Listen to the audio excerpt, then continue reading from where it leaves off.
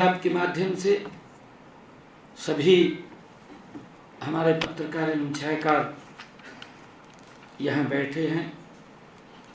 आप सब के माध्यम से मैं प्रदेशवासियों को एक महत्वपूर्ण जानकारी भी देना चाहता हूँ।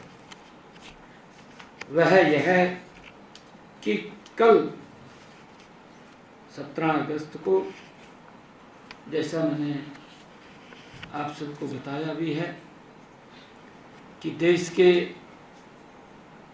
यशस्वी प्रधानमंत्री रहे और जिन्होंने राजनीति के मायनों को बदला है, लंबे समय तक चाहे विपक्ष में रहे हैं, विपक्ष में रहते हुए भी राजनीति की शालीनता को बना करके रखना,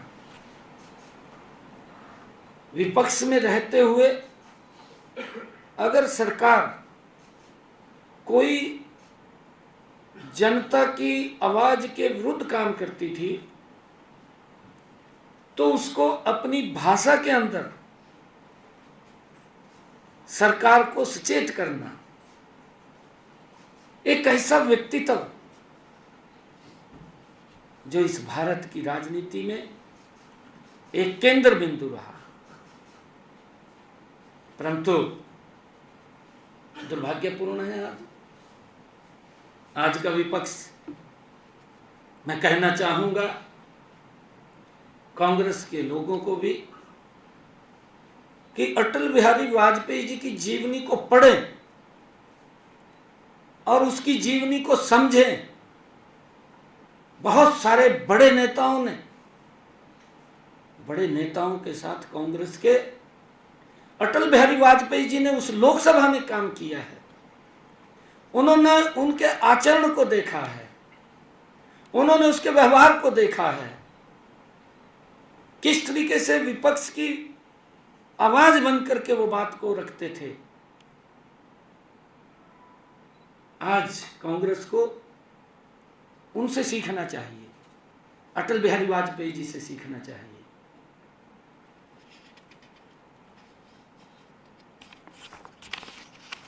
माननीय प्रधानमंत्री जी कल दिल्ली में देश के यशस्वी प्रधानमंत्री नरेंद्र मोदी जी कल दिल्ली में हरियाणा प्रदेश को भी 2 बड़ी परियोजनाओं की सौगात देने के लिए वो दिल्ली से देंगे। मैं भी वहां उपस्थित रहूंगा। माननीय प्रधानमंत्री जी दिल्ली के रोहिणी से लगभग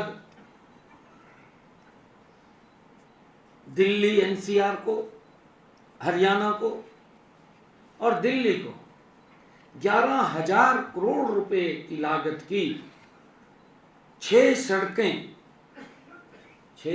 परियोजनाओं का उद्घाटन करेंगे। पिछले 11 वर्षों में भारत मां के लाल नरेंद्र मोदी जी ने बिना थके, बिना रुके देश को गति से बदलने का काम किया है। आदरणीय मोदी जी ने देश का सम्मान दुनिया के अंदर अग्रणी स्थान के ऊपर लेकर के आए हैं। अगर हम देखें इन्हीं 11 वर्षों में नरेंद्र मोदी जी भारत को दुनिया की 4 आर्थिक स्थिति के अंदर मजबूत आर्थिक स्थिति के रूप में भारत को ला करके खड़ा कर देते हैं 11 वर्षों में। देश के चाहे इंफ्रास्ट्रक्चर की बात हो, देश के अन्य विकास की बात हो, देश के आम जन के जीवन को सरल करने की बात हो, देश के गरीब तक योजनाबद्ध तरीके से लाभ पहुंचाने की बात हो, या देश के गरीब व्यक्ति को गरीबी से बाहर निकालने की बात हो, मोदी जी आज भगवान श्री कृष्ण का जन्मदिन है, जन्माष्टमी का पर्व है। मैंने कहा है कि भगवान श्री कृष्ण के जीवन से हमें प्रेरणा मिलती है, किस प्रकार से जमीन से गरीब व्यक्ति को उठा करके अपनी छाती का लगाने का काम करते थे। आदरणीय नरेंद्र मोदी जी पिछले 11 वर्षों में गरीब व्यक्ति को धरातल से उठा करके आजादी के बाद अपनी छाती का लगाने का काम नरेंद्र मोदी जी कर रहे हैं, उनको सशक्त मजबूत कर रहे हैं। ये प्रेरणा हमारे महापुरुषों से मिलती है और उनके दिखाए हुए मार्ग के ऊपर ये सरकारें चल रही हैं। मुझे खुशी है कि इनमें से 2 परियोजनाएं वो हरियाणा को जोड़ रही है। इनमें अर्बन एक्सटेंशन रोड 2 परियोजना के अंतर्गत सोनीपत और बहादुरगढ़ के लिए 2 नए 4 लेन संपर्क मार्ग का निर्माण शामिल है। इन पर लगभग 2000 करोड़ रुपए की लागत आएगी। इनमें एनसीआर क्षेत्र को ट्रैफिक जाम लंबे समय से हम देखते थे, क्योंकि मैं भी, आप सबको भी मालूम है, मुझे भी मालूम है, 2014 से पहले अगर किसी व्यक्ति को दिल्ली जाना होता था तो 10 बार सोचता था, जाऊं ना जाऊं, जाऊं या ना जाऊं, जाम में फंसा रहूंगा। 4-4 घंटे 5-5 घंटे जाम में फंसे रहते थे।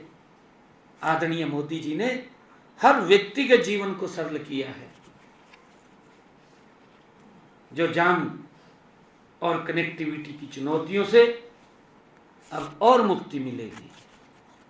ये परियोजनाएं इस क्षेत्र में विश्व स्तरीय बुनियादी ढांचे के निर्माण की हमारी डबल इंजन की सरकार की प्रतिबद्धता है, ये उसका प्रतीक है।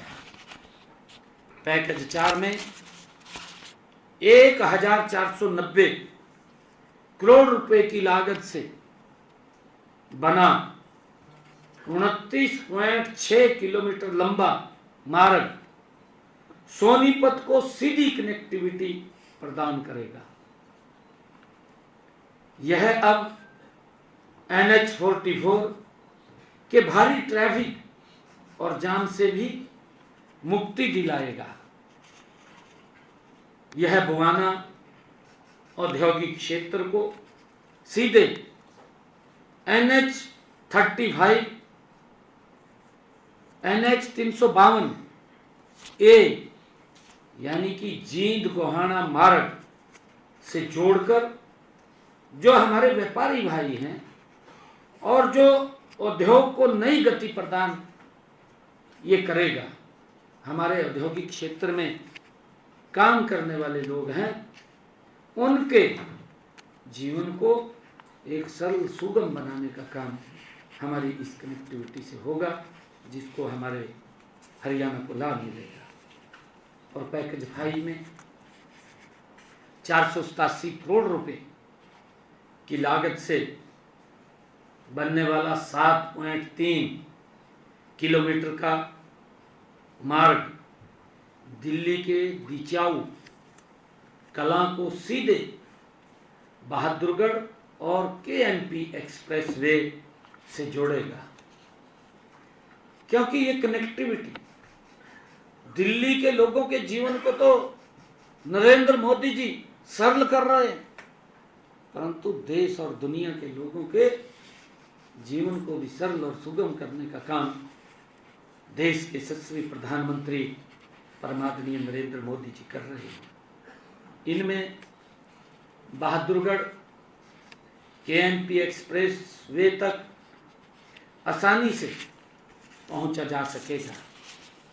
मैं देश के यशस्वी प्रधानमंत्री परमादरणीय नरेंद्र मोदी जी का आभारी हूं कि उन्होंने बड़ी बड़ी परियोजनाओं की स्वीकृति देते हुए हरियाणा का विशेष ध्यान रखा है, क्योंकि मोदी जी हरियाणा से बड़ा प्रेम करते हैं, यहाँ के लोगों से प्यार करते हैं।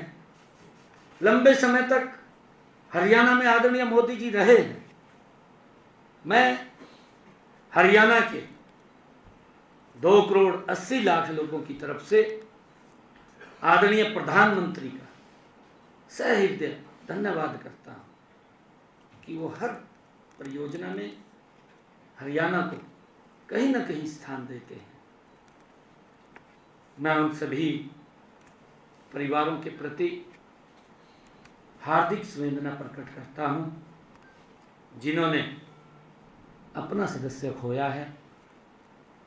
मैं जन्माष्टमी के इस पावन पर्व पर भगवान श्री कृष्ण जी से प्रार्थना करता हूँ कि वे इन परिवारों को, जिन परिवारों के पास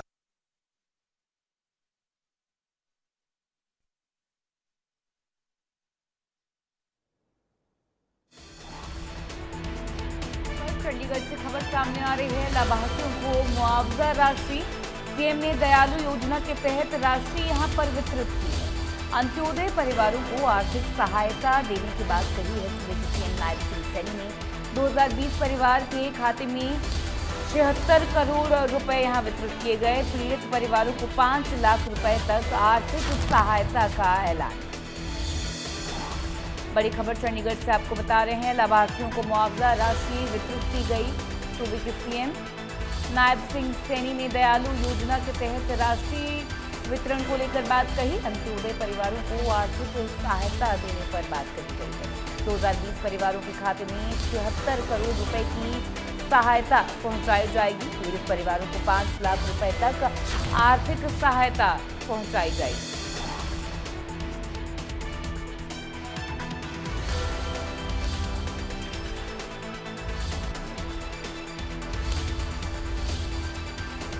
आपको बता दें, गरीब परिवारों को सोशल सिक्योरिटी देने के लिए हरियाणा सरकार ने फाइनेंशियल ईयर 2023-24 में ये दयालु योजना की शुरुआत की थी, यानी कि दीनदयाल उपाध्याय अंत्योदय परिवार सुरक्षा योजना। और इसी के अंतर्गत यहाँ पर जरूरतमंद परिवारों को 5 लाख तक की राशि वितरित की जाती है। यहाँ पर सीएम ने दयालु योजना के तहत राशि वितरित की है। बड़ी खबर इस वक्त आपको बता रहे हैं, अहम जानकारी है। अंत्योदय परिवारों को आर्थिक सहायता देने का ऐलान किया गया। 76 करोड़ रुपए की सहायता प्रदान की जाएगी। पीड़ित परिवारों को 5 लाख रुपए तक आर्थिक सहायता। दीनदयाल उपाध्याय अंत्योदय परिवार सुरक्षा योजना, यानी कि दयालु योजना के अंतर्गत ये मुआवजा राशि वितरित की जाएगी। सूबे के सीएम नायब सिंह सैनी को सुना आपने, किस तरीके से जो है उन्होंने संवेदना प्रकट की। उन्होंने जरूरतमंद परिवारों को आर्थिक सहायता, यानी कि फाइनेंशियल हेल्प, फाइनेंशियल सिक्योरिटी प्रदान करने की बात कही है। पीड़ित परिवारों को 5 लाख रुपए तक की आर्थिक सहायता मिलेगी। 76 करोड़ रुपए ये राशि, आपको बता दें 76 करोड़ रुपए राशि का यहाँ पर जो है मदद मिलने वाली है। सीएम ने दयालु योजना के तहत ये राशि वितरित की। तो गरीब परिवारों को सोशल सिक्योरिटी देने के लिए हरियाणा सरकार ने बजट में दीनदयाल उपाध्याय अंत्योदय परिवार सुरक्षा योजना की शुरुआत की थी। चंडीगढ़ से जो लाइव तस्वीरें आपने देखी, जिसमें सूबे के सीएम नायब सिंह सैनी इसी को लेकर बात करते नजर आए। सीएम ने दयालु योजना के तहत यहां राशि वितरित की है। अंत्योदय परिवारों को आर्थिक सहायता सूबे के सीएम नायब सिंह सैनी ने दी। 2020 परिवार के खाते में 76 करोड़ रुपए वितरित किए गए। चंडीगढ़ से खबर, लाभार्थियों को मुआवजा राशि वितरित की गई है। सूबे के सीएम नायब सिंह सैनी ने चंडीगढ़ में यहां दयालु योजना के अंतर्गत कार्यक्रम में संबोधित करते हुए ये बात कही। अंत्योदय परिवारों को आर्थिक सुरक्षा देने के लिए, फाइनेंशियल सिक्योरिटी देने के लिए